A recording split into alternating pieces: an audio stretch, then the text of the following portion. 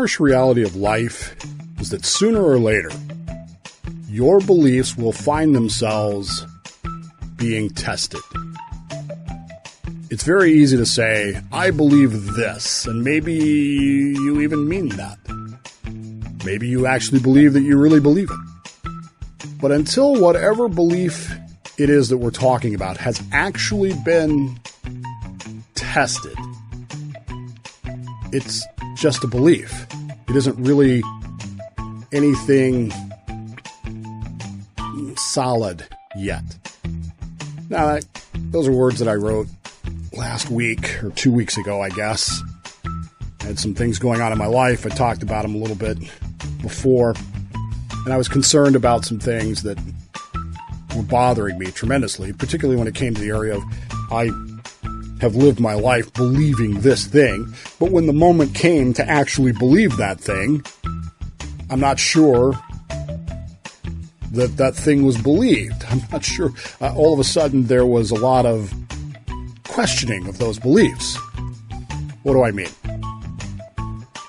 Back in high school, Ogden High School, where I graduated from, I read a book in my English class with Mrs. Darrington called Lord Jim by Joseph Conrad.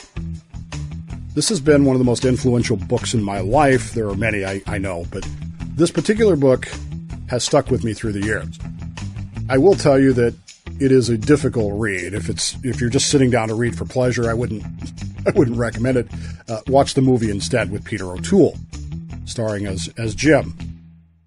Now, the idea here is that Jim is a very young man. He has great dreams and beliefs about himself, about how brave he will be and how wonderful he will be as he goes into the merchant marine and begins to sail the world in the early days, I guess, of the 20th century.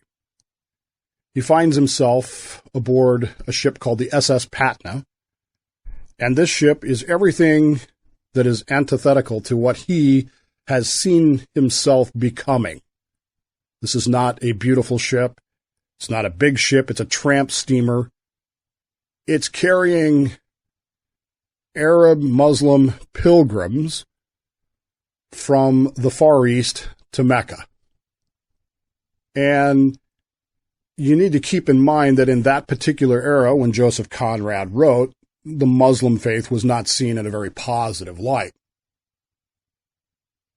Jim is not really happy about this because he doesn't really see any opportunities here to become the hero that he wants to become until SS Patna finds itself in a huge storm, dangerous storm, taking on water, and in danger, imminent danger of sinking. And here's the opportunity then for Jim to be the hero.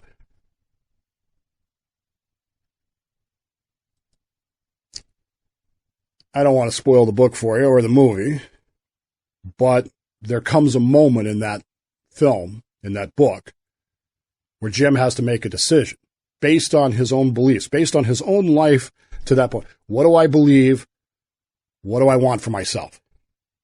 And he stands there, and there comes that instant where he has to decide, who am I?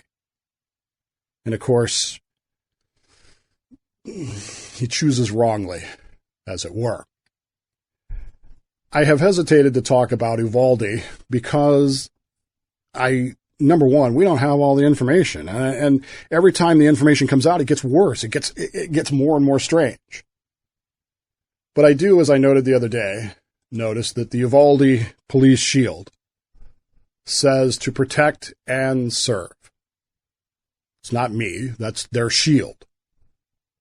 They were very proud of their special weapons and tactics team, so much so that they put them on their website with that shield to serve and protect.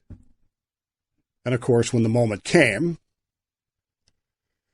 well, without rehashing what happened, we all know what happened.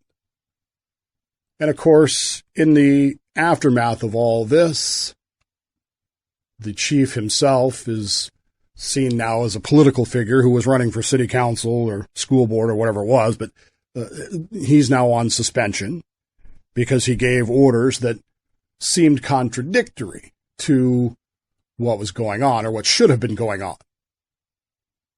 And so the more this thing goes on, the more devastatingly bad it becomes, and the more we realize that there was that same moment when they were standing there trying to decide what to do.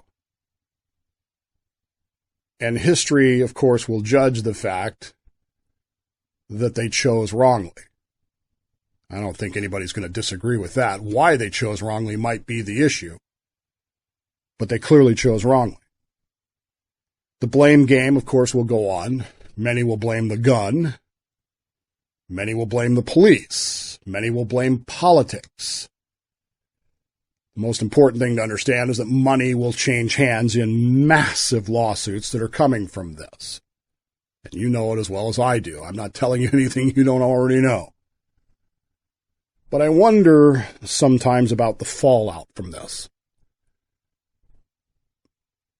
In the book, Jim makes the wrong decision.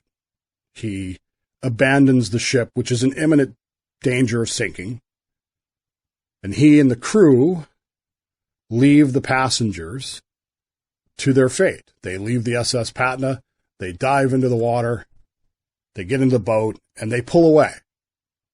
And Jim is certain that he sees the Patna break up and sink. He's absolutely certain that he sees this. He is so sure of this that there's no doubt in his mind that he would be dead if he stayed aboard the Patna. And after many days at sea, many days of thirst and hunger, they finally make shore in the life raft. The crew does.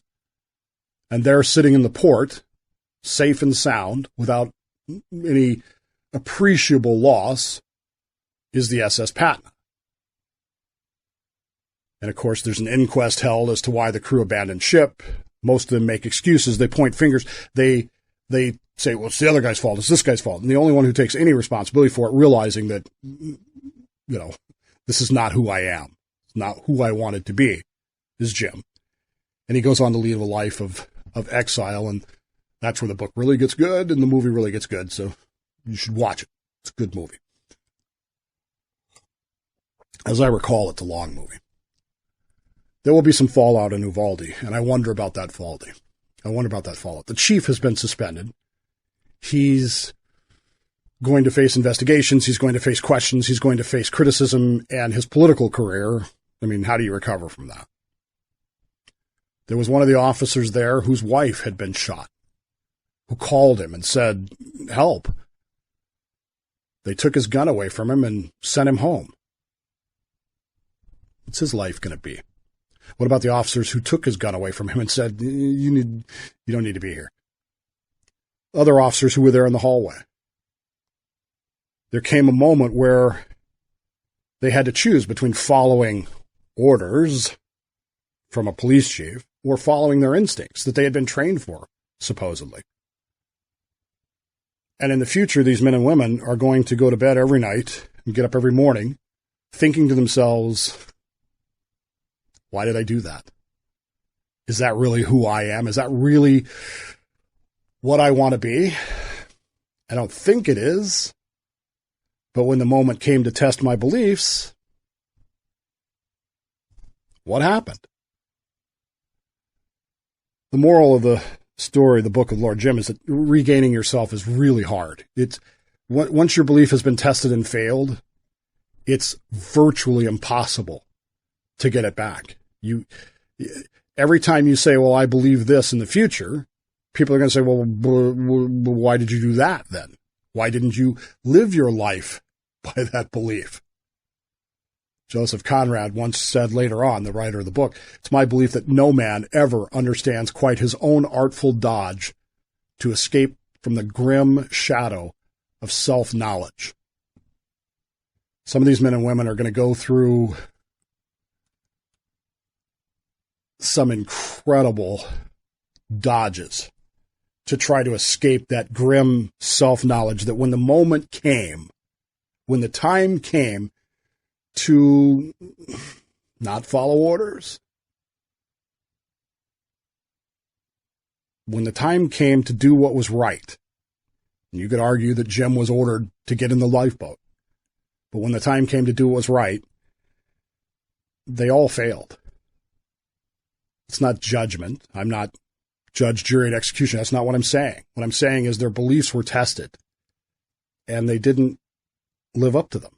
They certainly didn't live up to that shield, did they? To serve and protect. The problem that they're going to face now, and the saddest part of this whole story of Uvalde, and there will be much more to say, I'm sure. There will be many more arguments. There will be many more laws passed. There will be many more debates from left and right about whose fault is this really? What do we do? How can we stand this? All of that, to me, is not the real issue. What bothers me most about this is because these people, these men and women, are going to live the rest of their lives knowing that in the moment of testing, they all failed.